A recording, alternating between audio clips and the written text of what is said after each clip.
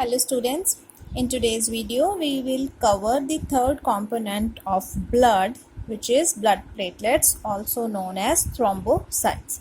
Well, blood platelets, they are minute, somewhat oval or rounded in shape, non-nucleated structures that keep on floating in the blood.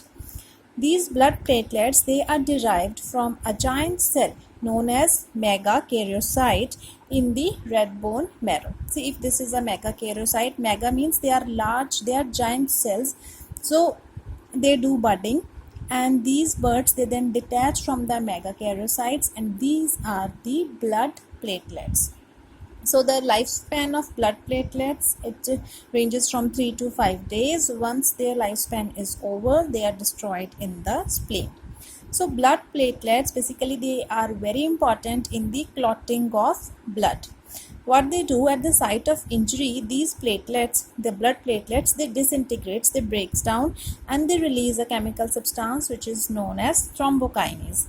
This thrombokinase, it initiates the process of clotting of blood. You see here I have made a diagram to make you understand. We'll discuss the whole process in a few seconds. See what happens if we have a cut at a finger or at some of our knees or feet or legs, wherever. So this blood vessel, we have a cut here. This vessel is damaged. With red color I have shown RBCs and these purple colored blood platelets. What happens then? These platelets, they form a plug here.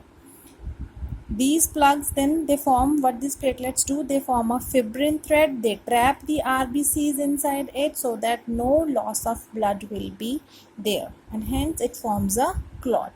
Now how this whole process takes place, that we will see in this.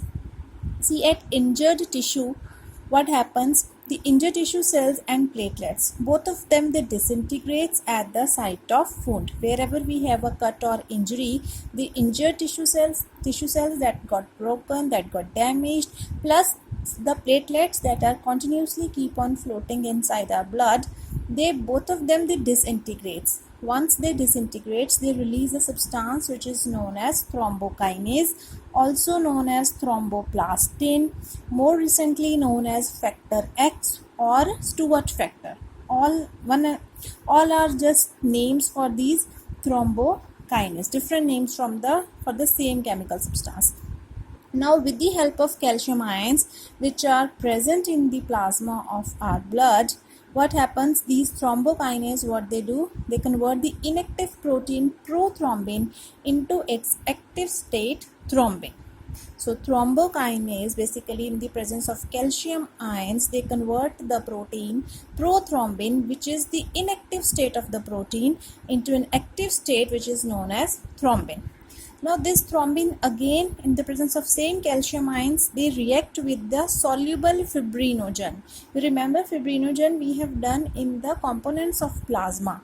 I've told you that fibrinogen is a protein which is present in the plasma. If we remove this protein from the plasma, the remnant liquid is known as serum. So fibrinogen is a soluble protein of the plasma, and it gets converted into an insoluble form which is known as fibrin. Who does this? Thrombin does this conversion of soluble fibrinogen into insoluble fibrin. Now these fibrin are the sticky threads which form a network at the site of wound. They just form a mesh network, form some wiring network which traps the RBCs, and they form a cluster there which inhibits the outflow of blood from that cut. Now blood cells, they are trapped in the network of fibrin they are trapped in the network of fibrin. This network of fibrin, it then shrinks, and when it shrinks, because fibrinogen is converted into fibrin, so this is removed.